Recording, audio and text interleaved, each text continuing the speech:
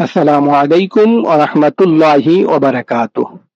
বন্ধুরা দেখবেন মানুষ রাস্তাঘাটে টাকা পায়, হ্যাঁ? বা কেউ কারো পকেট থেকে টাকা পড়ে গেছে, কিছু একটা পড়ে গেল। পড়ে যাওয়ার পর মানুষ কি করে? টাকাগুলা নিয়ে মসজিদের কাছে দেয়। মসজিদের মুয়াজ্জিন, খাদেম বা ইমাম সাহেবের কাছে দেয়। যেন বলে, হুজুর আজকে আমি রাস্তায় ৫০ টা টাকা পাইছি, ১০০ টা টাকা পাইছি, ১০ টা টাকা পাইছি। এরকম অহরহ ঘটনা ঘটে।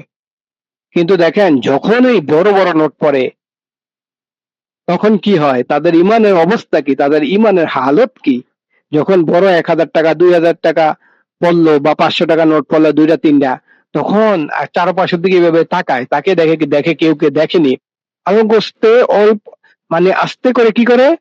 টাকাগুলা বা একটা টাকার বান্ডিল, ৳১,০০০ একটা বান্ডিল বা ৳৫০০ একটা বান্ডিল পড়লো, তখন আস্তে করে পকেটে নিয়ে নেয়। কেউ দেখে না।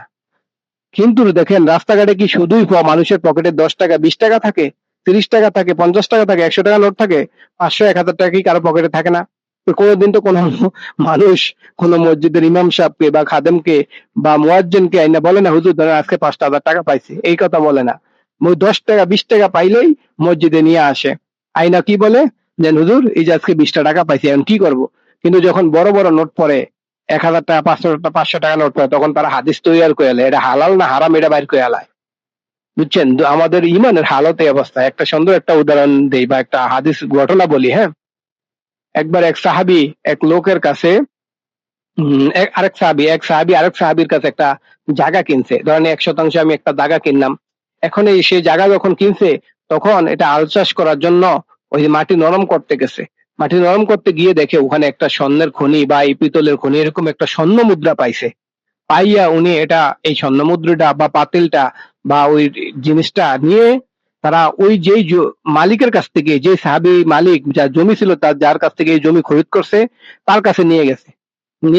নিয়ে বলতেছে, ধরো তোমার তোমার জমিনে আমি এই স্বর্ণ মুদ্রাটা পাইছি। এটা তোমার, এটা আমার না। আমি তোমার কাছ থেকে কি কিনছি?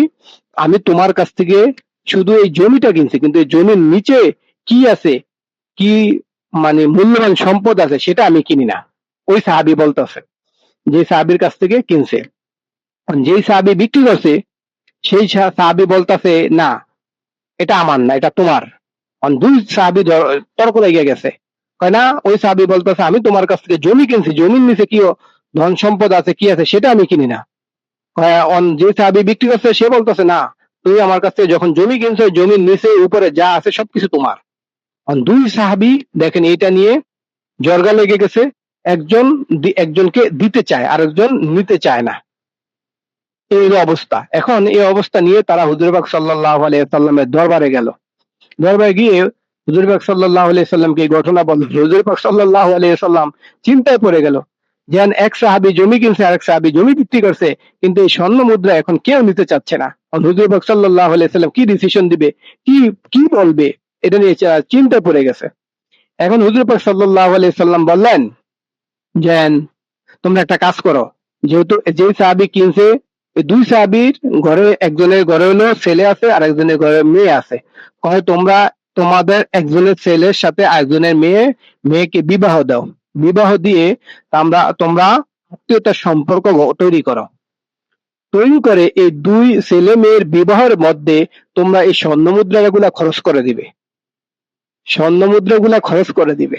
তারপরে তো এই সাহাবীরা কি করছে? দুই সাহাবী তাদের একজনের ছেলের সাথে আরেকজনের মেয়েকে বিয়ে দিছে। বিয়ে দিয়ে ওই বিয়ার মধ্যে তারা স্বর্ণ মুদ্রাগুলা খরচ করে ফেলছে। দেখেন তাদের হইলো এই অবস্থা। আর আমরা যদি এরকম পাইতাম, ধরেন একজনের কাছ থেকে একটা জমি কিনছি, নিচে একটা তেলের খনি বা গ্যাসের খনি বা একটা স্বর্ণ মুদ্রা পাইলাম, কিন্তু কেউ আপনি আমি দিব? কখনো দিব না। কারণ কি? আমাদের ইমানের অবস্থা খুব খারাপ।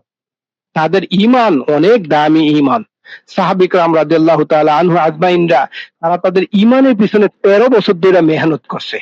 মেহনত করার পর যখন তাদের সামনে নামাজ চলে আসলো, হজ চলে আসলো, যাকাতে চলে আসলো, অন্যান্য ইবাদতগুলো চলে আসলো, তখন তারা এগুলা পালন করতে তাদের জন্য ইজি হয়ে গেছে। কারণ কি? তাদের ঈমান দামি হয়ে গেছে।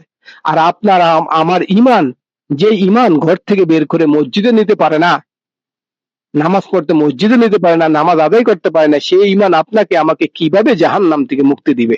কিভাবে জান্নাতে আমরা আশা করি ভাই।